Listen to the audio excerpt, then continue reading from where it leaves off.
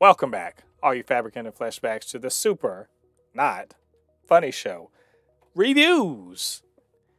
And today, we're going to be reviewing The Legend of Vox Machina, that's coming to you from Amazon Prime Video. So, what did we think about it, and should you be watching? Before we get into the review, get down there, hit the like button on this video. Lottie, the boys are back in town, or they're back on streaming. The Vox Machina crew, our crew that they saved the day last season, and then dragons, and so that's literally where this show picks up. Our kind of motley crew of the barbarian and cleric and the bawdy bard, the rogue and what else we have? A druid? I mean, this is the biggest fucking D&D party possible, right? Yeah. Gunslinger, a ranger, all of them. And there's 4 dragons, and they aren't good news. As anyone who's ever played a role-playing game knows, dragons mean nothing good. There's never a good time to see one of them flying through the air, but 4. And so we see kind of like the damage and destruction, and the crew has to sort of, come together to figure out what the hell to do about this. And we had the good fortune of getting 3, same as last season, dropping 3 episodes on the first day. Thank God. And the episodes are called, the first one, episode 1 is Rise of the Chroma Conclave. Episode 2 is The Trials of Vasselheim. And episode 3 is The Sunken Tomb. So I don't want to give too much away at first before we give our impressions. But Lottie, you watched the first 3 episodes. What'd you think? The legends are back, baby. So, if you guys go back and rewatch our takes on Vox Machina season 1, you'll know how much I love this show. I don't think I captivated how much I love this show as I said in the review, because I watched season 1 6 times. Wow. Straight up. I watched season 1 6 times and enjoyed it all the way through each time. And seeing the new episodes is just, it's like breathing in a new fresh air, and they did a great job. I mean, I'm gonna be. I thought I called the beginning, but I was wrong. We'll go into what I was wrong about in the spoilers. But yeah, I mean, great 3 episodes. I was a little scared that maybe they're like, maybe we'll tease them this time. Not give them the whole thing. Just give them 1 episode at a time. Then I saw 3 episodes. Let's go. Yeah. Yeah, happy for this. I think that means we're probably going to get 4 weeks of episode drops. Well, I'm glad you really liked it. I'm going to say I thought it was good. I cannot say that I was super enthused by the first episode, just because it's a lot of setup. And I cannot be honest. I feel like there's a little bit of the character, and I don't mean the characters, I mean the character of the first season seems to have been sort of lost, because I know it's a little bit bleaker of a situation. But there was a lot. I laughed a lot in the first season, episode to episode. Not so much in these 3 episodes. And Scanlan is sort of sidelined a bit, and I don't like that. Let me just say, yes. He's sidelined a bit in this, and I don't care for that, because he was the man, and him not getting as much screen time was very unfortunate. I do agree. I also think that just because, again, this is such a bleak, like it literally starts out with dragons laying waste to a city, and our crew of adventurers trying to get the hell away from them. And it's just all very, very bleak and everything like that. But I do applaud this season for opening the world up a lot more. We're getting to see more of the realm that this is taking place in, and they're sticking to some pretty typical D&D tropes. Meet a wise, powerful person, go get something for that person. Meet some NPCs that may or may not be for or against you, but y'all might have to work together. Cool like that. Also, some side quests or whatever, some personal growth. And but I was actually at the end of the third episode actually did some I consider to be some pretty surprising things. You know what I'm talking about. Yeah. But I think what kind of I think my expectations were really high, and these are setup episodes, and therefore they're not delivering on the high expectations because they're setting the stage. There's not a ton of growth. There is a little bit of backstory work, but I really need some more funny. I think that's what it is. I think the character of just like these guys flying by the seat of their pants, sort of failing upwards, then getting moments of badass. It's hard to get a moment of badass against a dragon. So it's you know what I'm saying. But I had a good time. I wasn't as enthused as I thought I would be. So I'm expecting it to get better as we go forward. So I guess that's as much non-spoilery as we can say before we get into some real things. So I think Lottie, you're over the moon, and I'm happy, but I want more. So say this: I'm probably like how you said. I probably would have been like feeling the way you felt if I didn't watch Vox Machina as much as I did. Like I literally watched the season again last week, so I'm already in the mind that the beginning of the next season is not gonna be funny. You know what I mean? I already know. Like I'm like, it's already like I'm expecting that. I'm not expecting. Like I was always like, I'm not expecting to laugh. Beginning of the first, the first episodes of it. Yeah, and it makes sense because of what's going on. Mm-hmm. I just I remembered from what made me enjoy it the first season, so I expected to get there. That said, let's talk some spoilers. This is for the I think episode 2, but man, Lottie, your boy Uncle Ruckus showed up. Did you see Uncle Ruckus in his Goku trunks? I was like, man, when do Uncle Ruckus go Super Saiyan, dog? What's up? That man was beating Grog's ass. That man, I was like, Uncle Ruckus, oh yeah!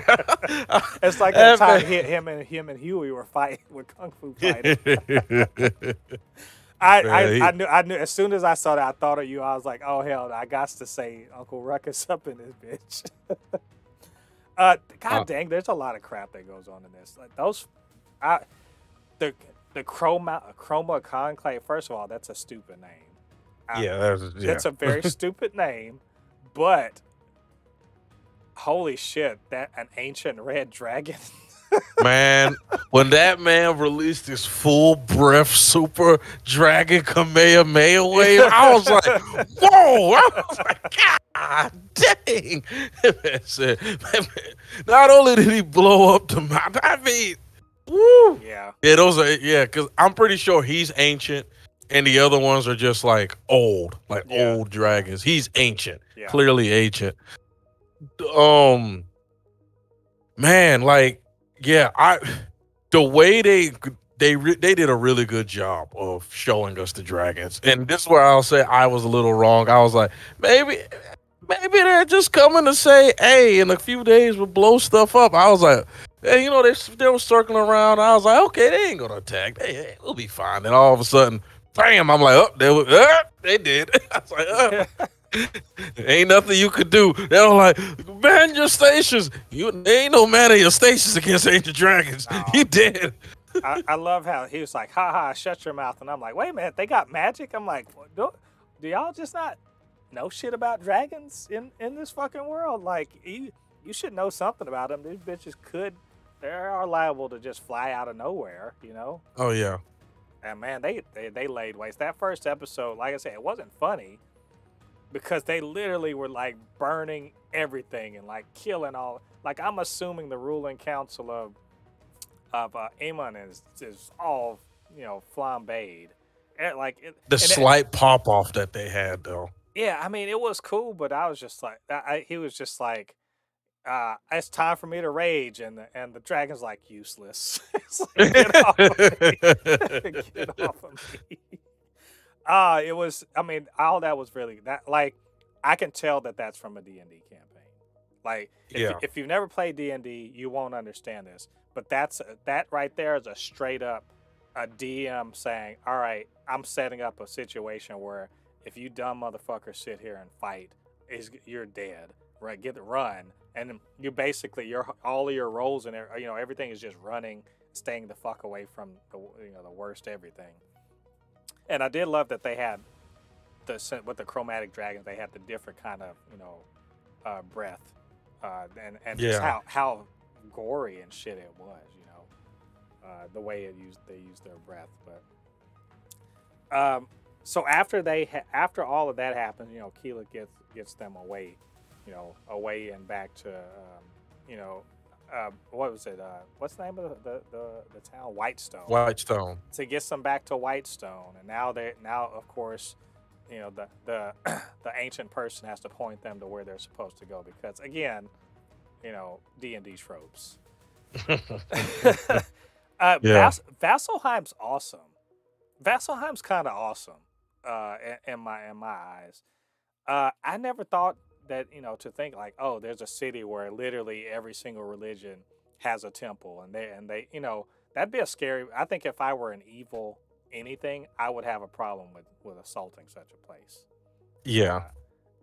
Because literally every one of them could hit you with holy, and you could just smite evil. Oh.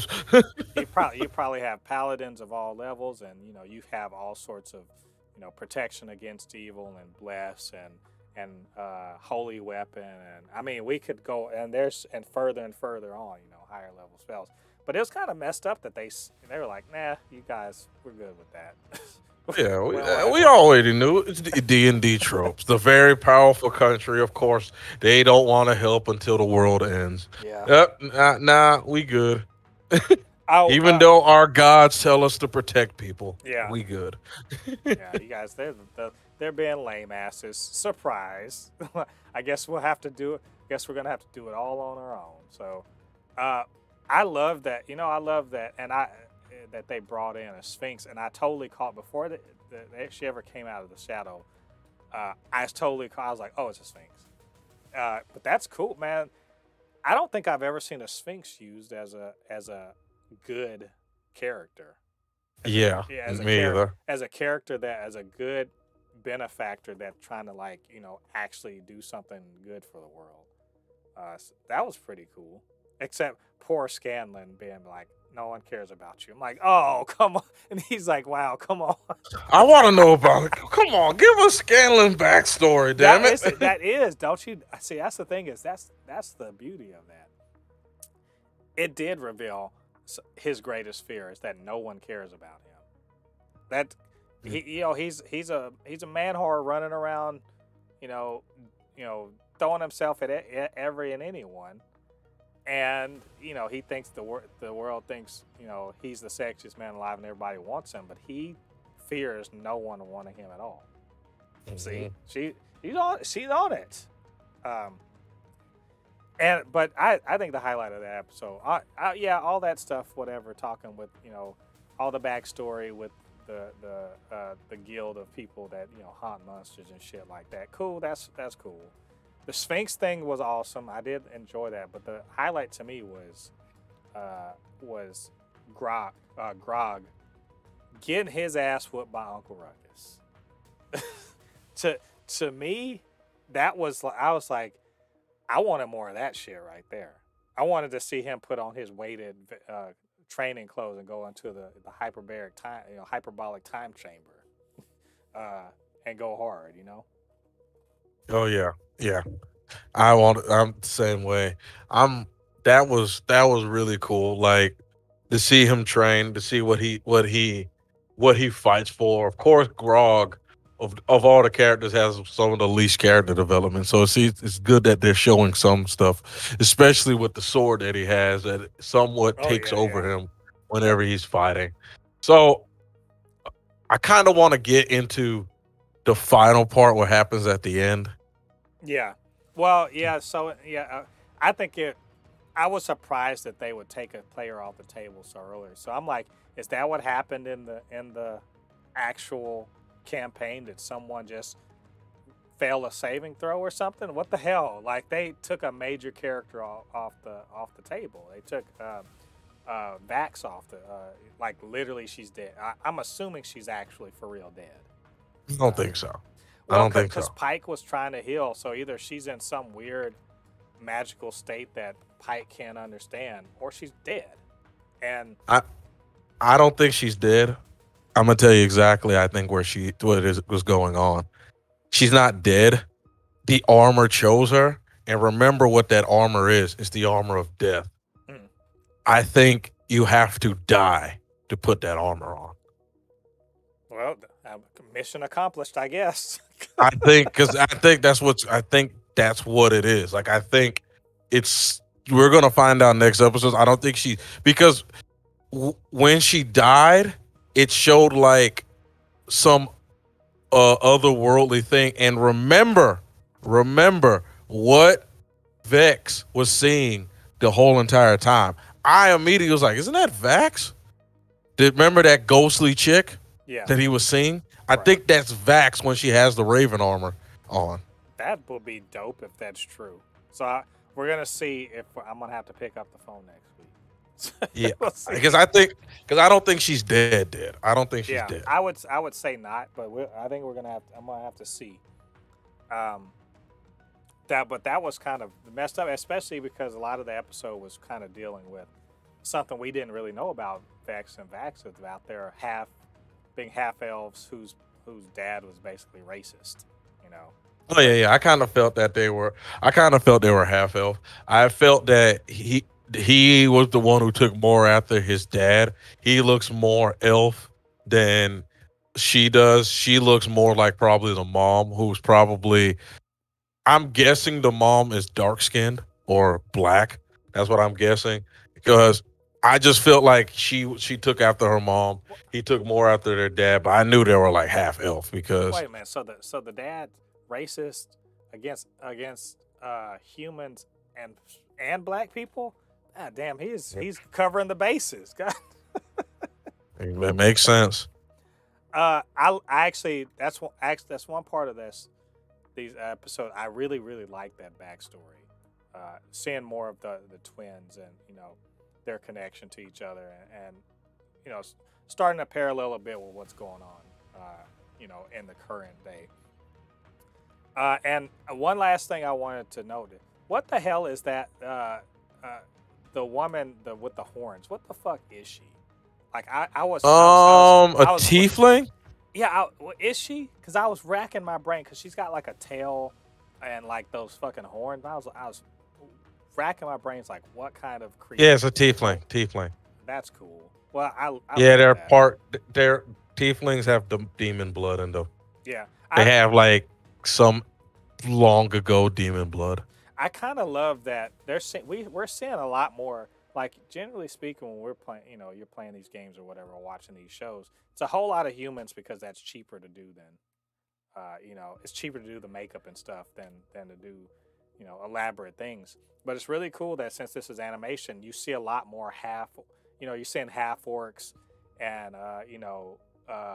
I think we saw a bear person or a boy. There was some animal people that were in Yeah, we there. see It was the pretty cat cool. folk. Yeah, it We was see like cat. it's really cool that because this is animated, we can see more diversity. I know, weird diversity amongst these the fantasy denizens, and Because so there's a tiefling, a part of the Council of Taldore. Remember? was it okay? I don't. Yeah, there's a tiefling part of a part of them. I think that's pretty cool, and also they're showing like, that they're all not just that they're all sorts of people, all sorts of different kind of fantasy people, but that they are not all aligned one way or another. They can be in any walk of life, doing any sort of thing. That's cool. So I enjoy that. But anyway, I think that's all we got for this for these first 3 episodes. I think they're in a good shape, and I'm really looking forward to what's going on. And Lottie, I feel strongly that you're just like, why isn't it next Friday already? Yes. So that's, I mean, hey, it's they're off to a good start, and we're looking forward to the next episode. So anyway, those are our thoughts on this episode or these episodes. What do you guys think about it? What do you think about what we had to say? Get down to the comment section. Leave your thoughts there. And of course, you can always hit us up, supernotfunnyshow@gmail.com or at supernotfunnys1 on Twitter. And while you're down there, hit the subscribe button, hit the like button on this video, the notification bell, all that good stuff. Let's the algorithm know that we're here, that people want to see these videos, and helps grow the channel. So please do that. All right, all you Fabricants and Fleshbags, thanks for joining us. Come back next week. We're going to review the next 3 episodes of The Legend of Vox Machina. Until then, I've been Mo De Pape, resident fabricant and comic extraordinaire on all things pop culture, joined by the anime expert, video game designer, and lover of all things superhero, my good friend Lottie. We'll see you guys on the other side of the thread. Peace. Peace.